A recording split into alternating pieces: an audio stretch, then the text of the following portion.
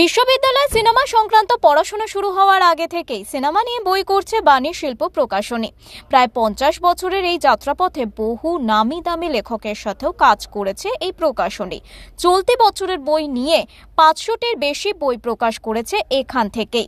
এ বিষয়ে প্রকাশনীর কর্ণধার জানাচ্ছে, আমরা যখন সিনেমায় বই করছি তখনও এই ধারণা আসেনি যে সিনেমা পড়াশোনার বিষয় হতে পারে, কিন্তু আমরা এগিয়ে এসেছিলাম। যে ধরনের জনপ্রিয় সাহিত্য প্রকাশ পায়, আমরা তার থেকে একটু অন্য ধরনের বই বার করি।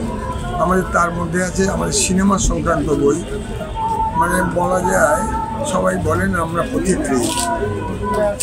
গত 8-এর দশক থেকে আমরা এটা প্রতি বছর একটা দুটো বই বার করি।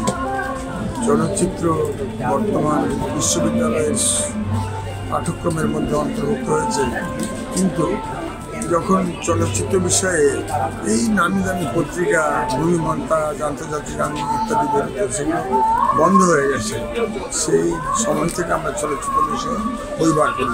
বনফুল, অন্নদাশঙ্কর রায়, এদের বই যারা পূর্ব প্রকাশক ছিলেন তারা ঠিকভাবে বিজ্ঞাপন দিতেন না, মানুষের কাছে পৌঁছত না খবরটা। আমি উদ্যোগ নিয়ে একটার পর একটা বই বার করি।